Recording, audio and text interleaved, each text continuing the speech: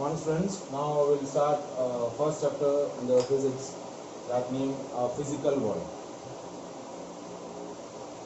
Okay, so first chapter जो है physics के अंदर that is known as physical world. तो इस chapter के अंदर हमें basically क्या discuss करना है. This chapter is basically give a brief information or discussion about the physics. What is physics? What we have discussed in the physics, what are the different branches of the physics, कौन कौन सी branches होती है physics के अंदर, वो हम discuss करते हैं. फिर on what principles the physics works, किन किन principle पर physics work करता है, वो principle हम discuss करेंगे. What is the impact of physics on the society and the technology development, ये हम point discuss करने वाले हैं इसके अंदर. फिर उसके बाद हम discuss करने वाले हैं the different kind of forces which are exist in the nature, that we will discuss in this unit, and the different laws of conservations. These are the topics which we have discussed in this unit, that physical world. ठीक है, तो सबसे पहला जो हमारा topic है वो है what is science.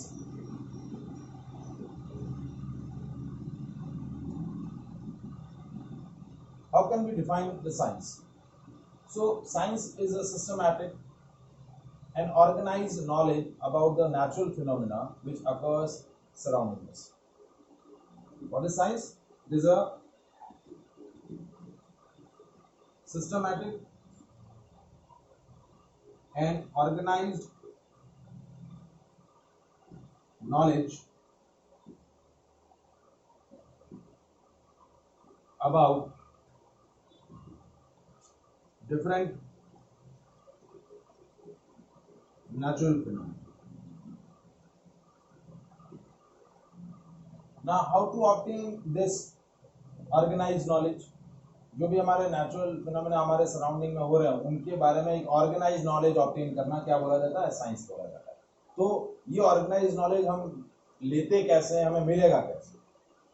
So for that this organize knowledge is obtained by performing systematic और performing step by step experimentation. कैसे ये ऑब्टेन होगा? First we are performing experiment. On the basis of that experiment, we are taking some qualitative or quantitative decision or qualitative or quantitative reasoning. मतलब पहले हम क्या करेंगे, जब भी कोई हमें किसी भी नेचुरल फिनोमेना के बारे में कोई भी ऑर्गेनाइज नॉलेज लेना है, क्या लेना है? ऑर्गेनाइज नॉलेज लेना है. तो हम क्या करेंगे, उस नेचुरल फिनोमेना के रिलेटेड जो भी नॉलेज लेना है उससे रिलेटेड हम क्या करेंगे? एक्सपेरिमेंट करेंगे.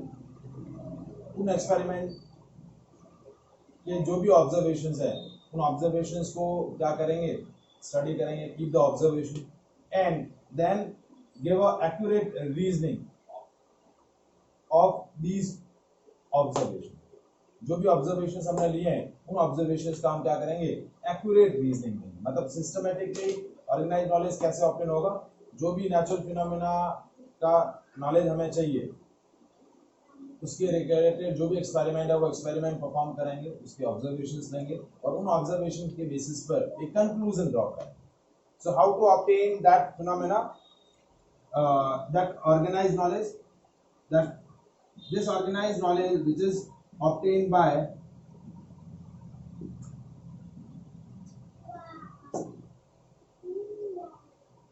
careful experimentation, keep observation and taking accurate reasoning. मतलब उन ऑब्जर्वेशंस के बेसिस पे हम एक कंक्लूजन ड्रॉ करेंगे कि ये ऑब्जर्वेशंस के बेसिस पे आपका क्या कंक्लूजन है, क्या एग्जैक्ट रीजन है, that we are doing. So that organised knowledge is known as science. तो दैट ऑर्गेनाइज्ड नॉलेज क्या बोला जाता है? साइंस बोला जाता है. Now we classify the science. Classification of science. Science को हम दो कैटेगरी में क्लासिफाई करते हैं.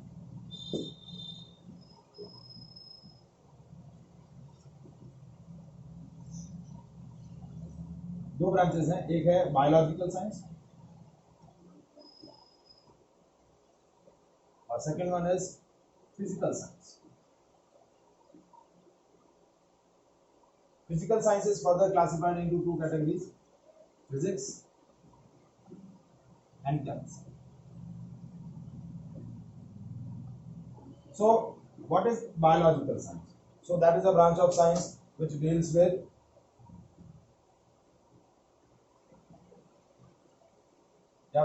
in which we have studied about the different life forms, different behavior of the living organism. This is the behavior of study of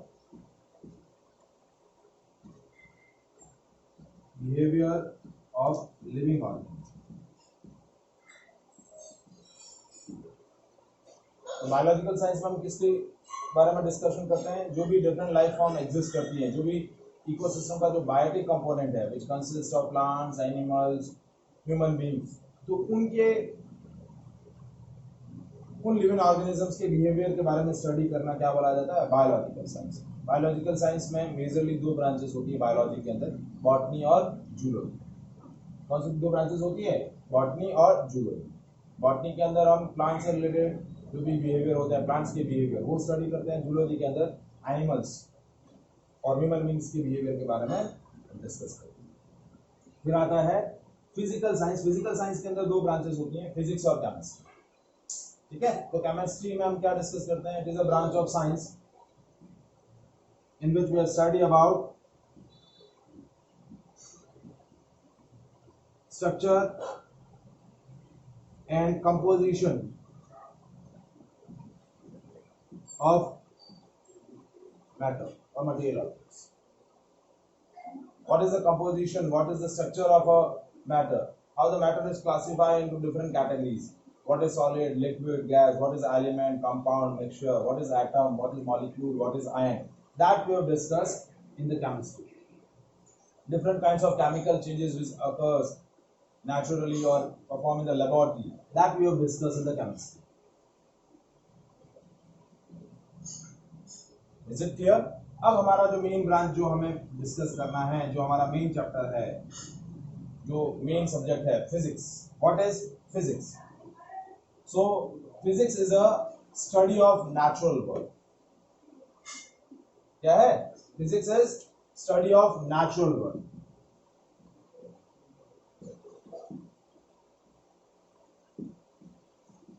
that is physics.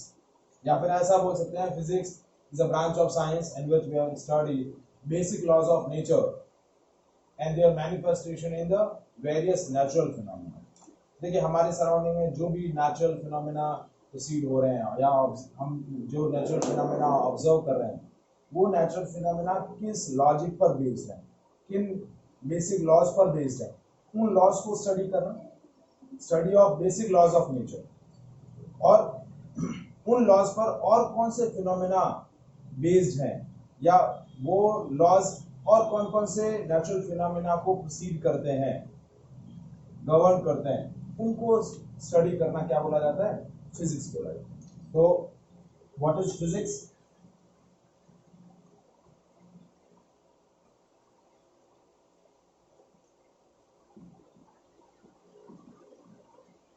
It is a branch of science in which we study basic laws of nature and their manifestation in various natural phenomena।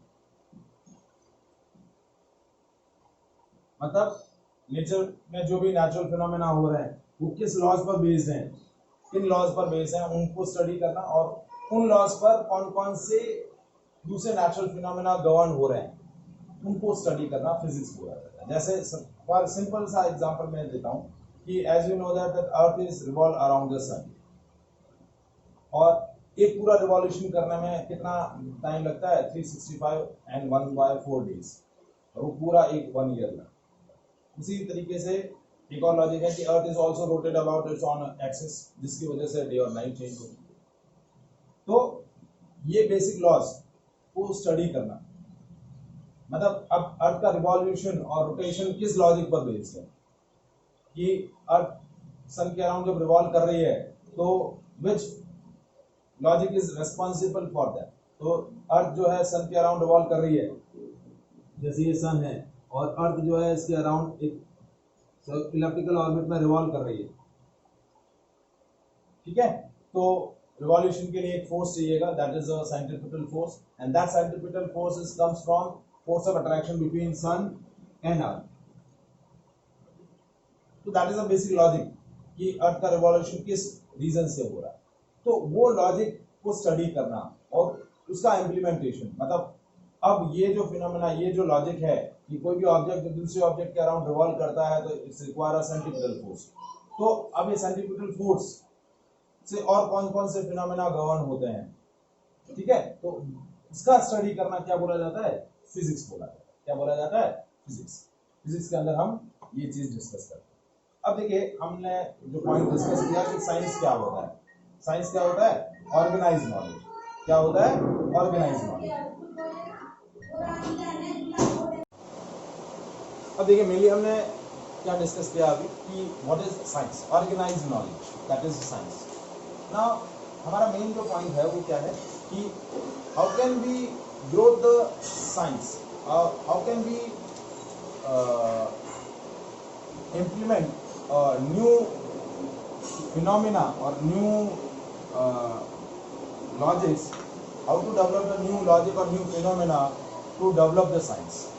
यदि आपको science के field में development करना है तो कैसे development होगा। देखिए जैसे हम फिजिक्स पढ़ रहे हैं, आप फिजिक्स पढ़ना शुरू कर रहे हैं, ठीक है, डिटेल स्टडी करेंगे जिसके अंदर फिजिक्स के अंदर बहुत सारी ब्रांचेस होती हैं। तो जब आप साइंस के फील्ड में आप एंटर कर रहे हैं तो साइंस के फील्ड में यदि आपको डेवलपमेंट करना है, so how can you develop the science. So to grow in the field of science a person has to different approach, या you have to adopt two different approaches, two different principle। first principle जो उसको use करना है that is scientific approach, and second is scientific method। scientific method या scientific approach, scientific approach मतलब scientific attitude, scientific approach मतलब scientific attitude। तो यदि किसी भी पर्सन को यदि साइंस के फील्ड में डेवलपमेंट करना है तो वो उसको दो लॉजिक जो है वो यूज करने पड़ेंगे। पहला लॉजिक है क्या होना चाहिए, साइंटिफिक एटीट्यूड होना चाहिए, और दूसरा क्या होना चाहिए, उस एटीट्यूड को जब वो अडॉप्ट करेगा तो मतलब साइंटिफिक मैथड, साइंटिफिक मैथडोलॉजी उसको अडॉप्ट करनी पड़ेगी साइंस की फील्ड में डेवलपमेंट करने। अब सबसे पहला आता है कि व्हाट इज साइंटिफिक एटीट्यूड।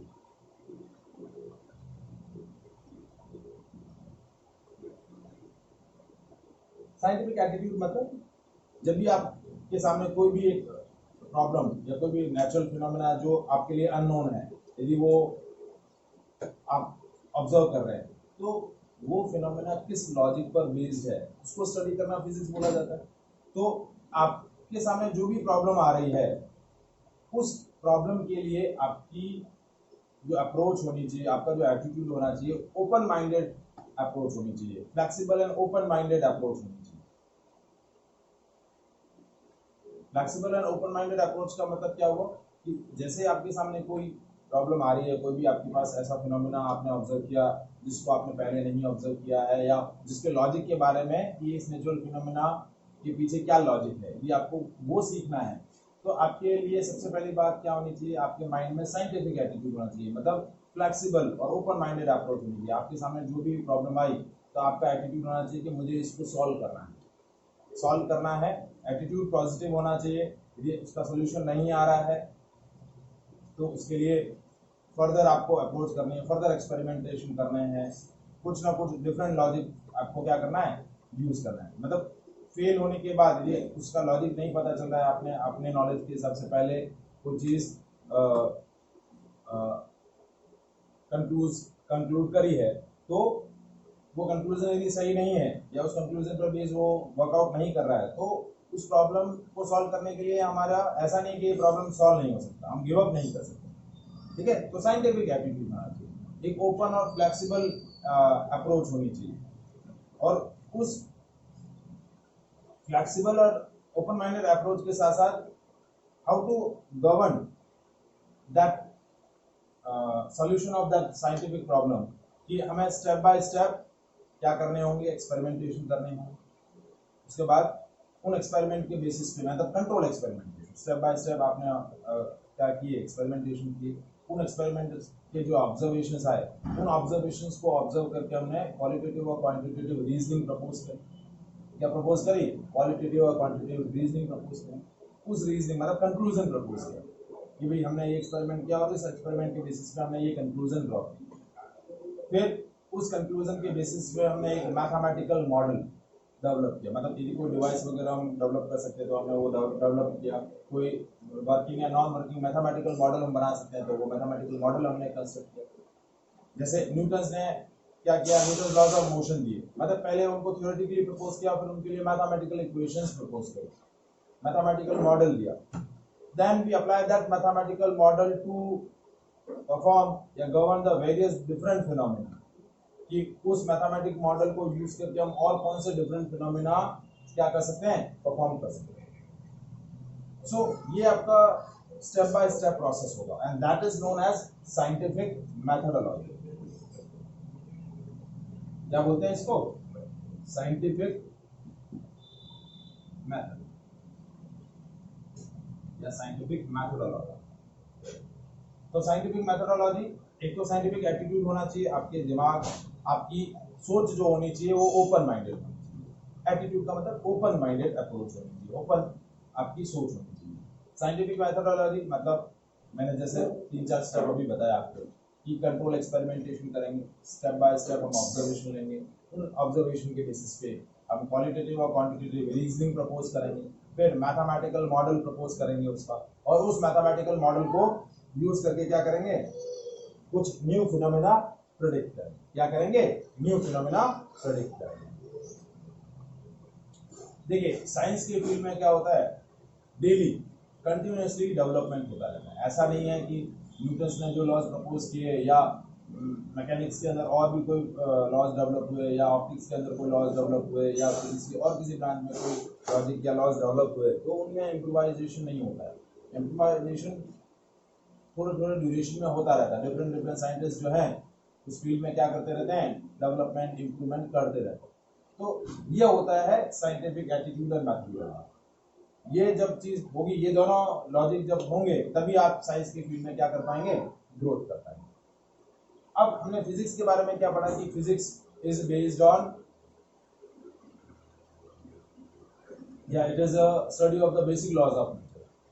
तो फिजिक्स जो है वो बेसिक लॉज ऑफ नेचर को स्टडी करने के लिए दो इंपॉर्टेंट प्रिंसिपल यूज करती है। क्या करती है, दो इंपॉर्टेंट प्रिंसिपल। और वो दो इंपॉर्टेंट प्रिंसिपल क्या है, which used by the physics, that is unification and second is reductionism. Unification and reductionism. अब यूनिफिकेशन क्या होता है, जब भी कोई बेसिक लॉ प्रपोज किया जाता है या किसी भी नेचुरल फिनोमेना से रिलेटेड उसका कोई रीजन या लॉजिक डेवलप किया जाता है, तो वो लॉजिक ऐसा नहीं होता है कि वो उस सिंगल फिनोमेना को ही क्या कर रहा है, एक्सप्लेन कर रहा है। जो लॉ होगा वो क्या होगा, यूनिफाइड होगा, मतलब that single logic, that single law explain various different phenomena which are based on that logic. Unification मतलब एक सिंगल लॉजिक बहुत सारे डिफरेंट फिनोमेना के अकर होने को एक्सप्लेन कर रहा है, तो ये हो गया यूनिफिकेशन। जैसे न्यूटन ने जो Newton laws of motion propose किए, तो ऐसा नहीं कि उसके सामने जो प्रॉब्लम्स अराइज हुई थी वही सॉल्व हुई, वो लॉज बाद में बहुत जगह अप्लाई किए गए और उनसे बहुत सारी चीजों को एक्सप्लेन किया गया, जिसको हम मैकेनिक्स के अंदर डिस्कस करते हैं। ये हुआ यूनिफिकेशन।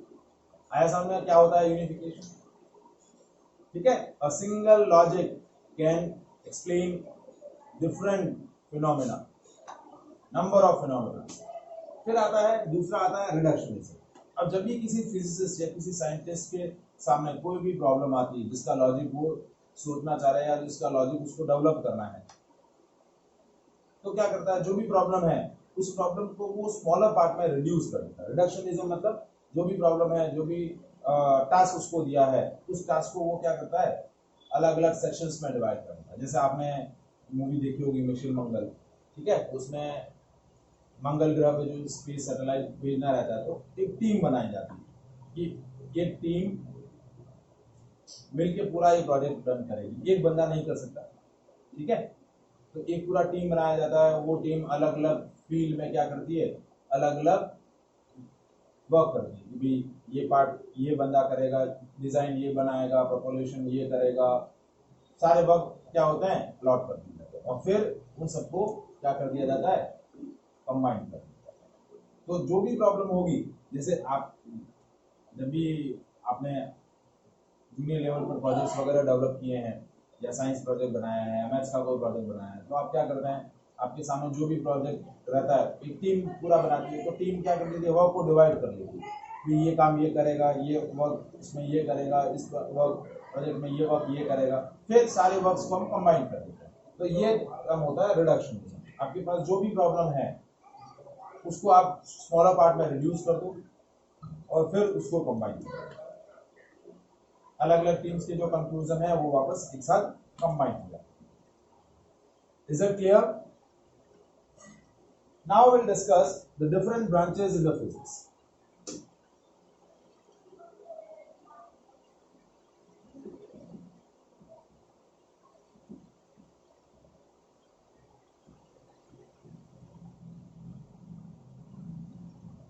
जो भी फिजिक्स हम डिस्कस करते हैं, फिजिक्स को हम ब्रॉडली दो ब्रांचेस में क्लासिफाई करते हैं। एक होता है क्लासिकल फिजिक्स और दूसरा है क्वांटम फिजिक्स। क्लासिकल फिजिक्स, अब जैसा कि नाम है क्लासिकल मतलब पुराना, क्वांटम इसको हम बोलते हैं मॉडर्न फिजिक्स, ये जो रिसेंटली डेवलप हुई है, और क्लासिकल मतलब जिसको डेवलप हुए बहुत सारा टाइम हो गया, मिलियन ऑफ ईयर्स हो गए जिसको डेवलप हुए, ठीक है, तो वो है क्लासिकल फिजिक्स। तो क्लासिकल फिजिक्स जो है that deals with macroscopic phenomena.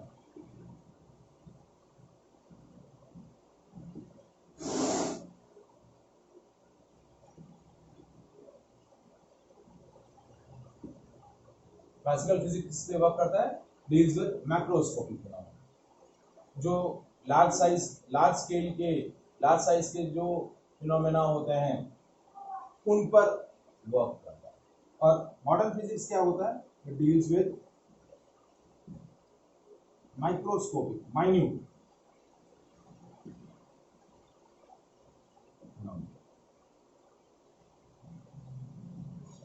वो है आपका मॉडर्न क्वांटम फिजिक्स। अब देखिए क्लासिकल फिजिक्स में बहुत सारी ब्रांचेस हैं। क्लासिकल फिजिक्स में सबसे मेजर जो ब्रांच है वो है मैकेनिक्स। मैकेनिक्स जो है it is a branch of physics और classical physics which deals with study of motion of an object without knowing the cause और विद नोइंग द कॉज, मतलब ऑब्जेक्ट की मोशन के लॉजिक को वो स्टडी करती है। वो सारा हम किसमें डिस्कस करते हैं, मैकेनिक्स के अंदर।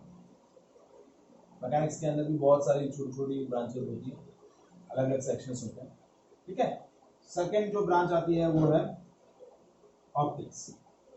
लाइट से रिलेटेड जो भी फिनोमेना हम डिस्कस करते हैं, जैसे रिफ्लेक्शन आपने पढ़ा 10th में, रिफ्रैक्शन पढ़ा, ठीक है, और भी बहुत सारे फिनोमेना लाइट्स के ऊपर बेस्ड होते हैं, उन सारे फिनोमेना को हम किस में डिस्कस करते हैं, ऑप्टिक्स के अंदर डिस्कस करते हैं। फिर थर्ड मेजर ब्रांच है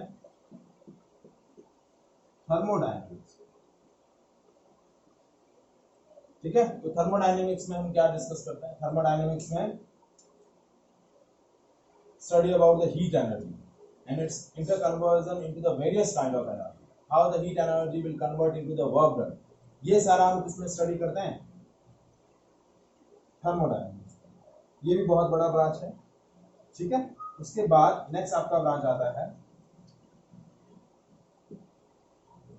इलेक्ट्रोमैग्नेटिज्म। या हम इसको बोलते हैं इलेक्ट्रोडायनामिक्स। क्या बोलते हैं? इलेक्ट्रोमैग्नेटिज्म या फिर इलेक्ट्रोडायनामिक्स।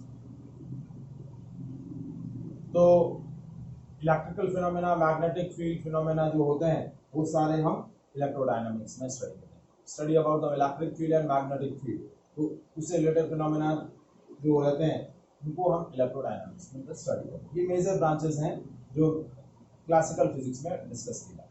अब आता है क्वांटम फिजिक्स का। भाई हम क्वांटम फिजिक्स में हम क्या डिस्कस करते हैं? तो क्वांटम फिजिक्स में जो माइन्यूट फिनोमेना है, माइक्रोस्कोपिक फिनोमेना है, जैसे study of atom, study about the nucleus, कि एटम के अंदर इलेक्ट्रॉन, प्रोटॉन, न्यूट्रॉन होते हैं, न्यूक्लियस होता है, पॉजिटिवली चार्ज न्यूक्लियस होता है, और भी जो न्यूक्लियर फिनोमेना होते हैं जैसे न्यूक्लियर फिजन, न्यूक्लियर फ्यूजन, ठीक है, रेडियो एक्टिविटी, इन सारी फिनोमेना को किसमें डिस्कस किया जाता है? क्वांटम फिजिक्स में डिस्कस किया जाता है। ठीक है, इनके लॉजिक भी जो है बहुत ही ब्रॉड होते हैं, बहुत ही बड़े होते हैं। ठीक है, और दूसरा क्वांटम फिजिक्स में हम डिस्कस करते हैं अबाउट द कम्युनिकेशन। आज हम देखते हैं कि इतना डेवलप हम कम्युनिकेशंस टेक्नोलॉजी यूज़ करते हैं, हाई स्पीड इंटरनेट यूज़ कर रहे हैं, सैटेलाइट कम्युनिकेशंस, इतनी सारी टेक्नोलॉजीज यूज़ कर रहे हैं।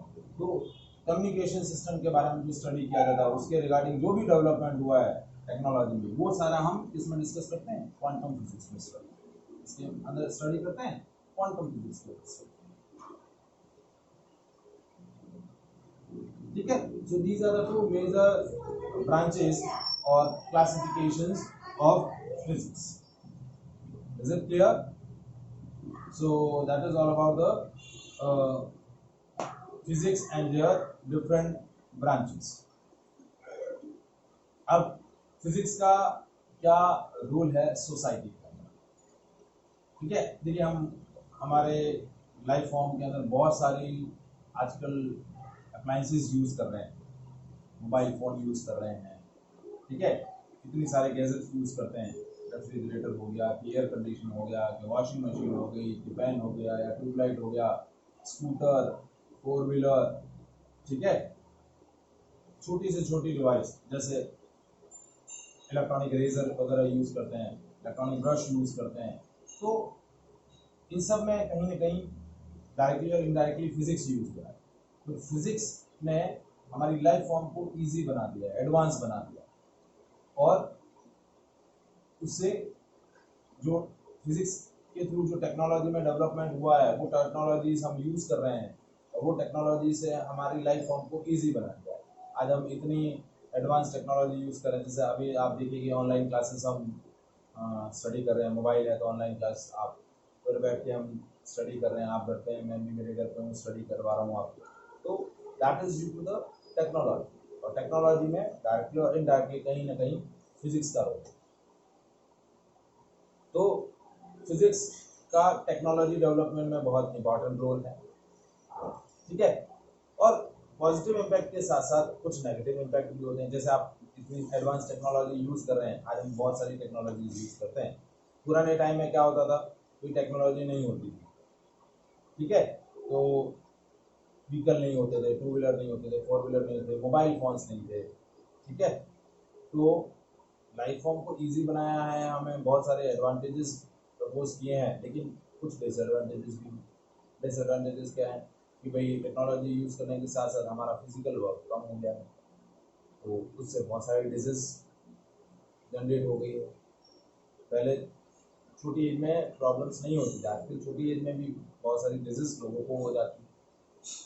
अब एक पॉजिटिव इम्पैक्ट क्या है कि उन डिजीज को आज इजीली हम क्योर कर सकते हैं। इतनी टेक्नोलॉजीज, इतनी मेडिसिन वगैरह आ गई हैं, इतनी एडवांस टेक्नोलॉजी यूज आ गई है कि बड़े से बड़े डिजीज का आप इजीली क्योर कर सकते हैं। तो वो एक पॉजिटिव इम्पैक्ट है। तो टेक्नोलॉजी का पॉजिटिव इम्पैक्ट भी है as well as negative impact, और टेक्नोलॉजी डेवलपमेंट में फिजिक्स का कहीं ना कहीं डायरेक्टली और इनडायरेक्टली एक इम्पॉर्टेंट रोल है। Is it clear? ठीक है, so that is all about the today's session. Next session के अंदर हम डिस्कस करेंगे the different forces which are exist in the nature. ठीक है, सो थैंक यू।